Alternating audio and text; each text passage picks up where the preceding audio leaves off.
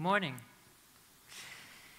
You know, ever since Marco Polo returned from Europe with tales of exotic China, its vast population, its huge wealth, foreigners have had a dream about China, a dream that won't go away. And that dream is becoming more vivid now that China is moving into its third stage of development. Modern China is moving into its third stage of development. The first phase was 1978 until the Tiananmen Square massacre in 1989.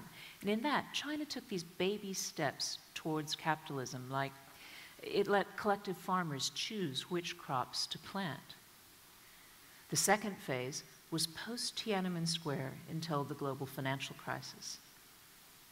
And in that, China moved step by step by step to modernize its economy. In that, China attracted foreign investors, learned from them. It grew into the world's second biggest economy. China was living the dream, factory to the world. The funny thing, though, was that it wasn't the West's dream. No, because the West's dream was to sell 1 billion of everything to China. Just one American fur pelt, one bolt of British cotton, one iPhone to every Chinese. What riches to be had. This is the foreigner's dream of China. But that wasn't the dream that happened. But never mind, because foreign companies made good money selling those made-in-China goods back to their home country. So, even though it wasn't the dream that foreigners had, by and large, the wishes of the West coincided with the desires of China. You know, there's this Chinese saying, sometimes a husband and wife are sleeping in the same bed, but they're dreaming different dreams. Well, now, modern China is moving into its third stage of development. And it's a time in which China is, paradoxically, connected much more closely to the rest of the world. But it doesn't need the rest of the world as much as it once did. In 2008, the Communist Party in Beijing watched with alarm, as all of us did, as the West triggered the global financial crisis. When people around the world stopped buying because their incomes fell, more than 20 million Chinese people lost their jobs. Beijing decided that being factory to the world was not good enough. So China's changing direction in this third phase of development. Cities around China have raised wages by double digits since 2008.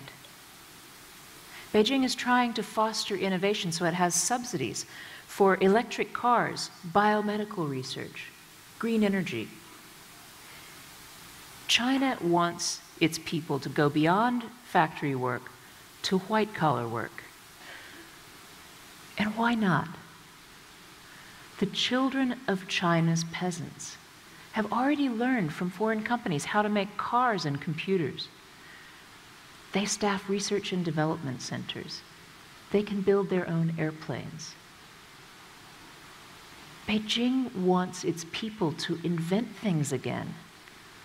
Just like in the past, Chinese invented gunpowder and the compass. Beijing wants Chinese to earn more, to spend more, and those rising incomes should, just as in the past, keep Chinese happy enough to keep the Communist Party in power. So, the US military has pivoted to Asia Pacific